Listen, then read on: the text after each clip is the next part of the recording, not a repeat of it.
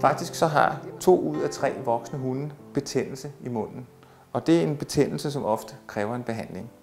Behandlingen kan være hos en dyrlæge med tandrens og tandbehandling, men det bedste er faktisk forebyggelse.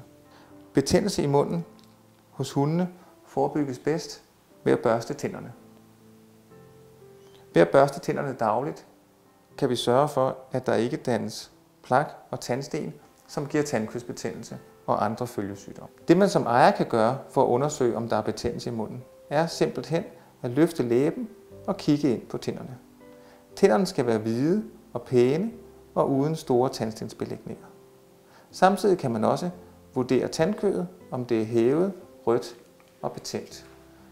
En anden vigtig ting at vurdere, det er faktisk lugten fra munden. Det skal ikke lugte dårligt ud af munden på hunden.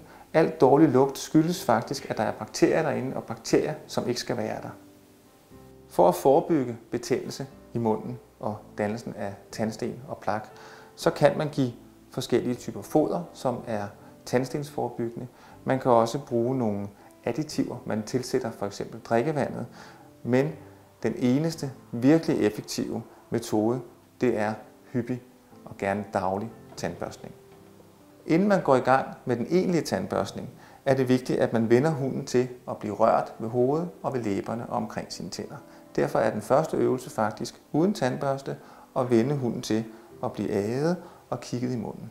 Sådan at det ikke er noget overgreb for hunden at blive undersøgt. Så lad mig vise, hvordan vi foretager selve tandbørstningen. Det allervigtigste er, at den børste, man bruger, er en meget blød tandbørste, så ikke man skader tandkødet og giver ømhed i tandkødet i starten, hvor man vender hunden til tandbørstningen. Så skal man selvfølgelig have en børste, som passer til hundens størrelse og de tænder, den har. Her har vi en lille hund, og derfor bruger vi en lille børste. Tandpastaen er primært slibemiddel, og så skal den selvfølgelig have en god smag, så hunden bliver motiveret til at modtage tandbørstningen. Derudover så kan der være tilsat nogle enzymer for at øge effektiviteten af selve tandbørstningen. Den primære effekt af tandbørstningen, det er dog den mekaniske rensning med tandbørsten. Inden jeg går i gang med selve tandbørstningen, så lader jeg lige hunden dufte og eventuelt smage tandpastaen, så han ved, hvad det er, han får ind i munden. Hundetandpasta fås med forskellige smagsvarianter. Det kan være kylling, kødsmag, det kan være vanilje, men en ting, der er kendetegnet, det er, at de bryder sig ikke om fresh mint, ligesom mennesker. Og hunde tåler heller ikke så godt fluor, så derfor er almindelig mennesketandpasta ikke noget, vi anbefaler. Vi putter lidt tandpasta på tandbørsten, svarende til cirka en ært i mængde. Kom. Det var flot. Og så børster vi forsigtigt på ydersiden af tænderne.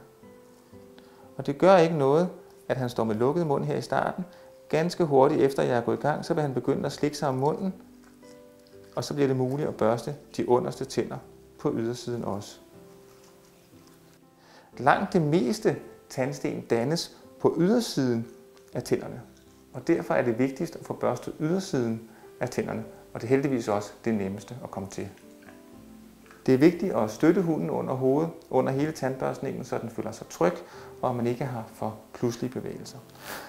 Når man er færdig med at børste den ene side, så bytter man simpelthen hånd, tager tandbørsten over i den anden hånd, og så gentager proceduren i den anden side på fuldstændig samme vis.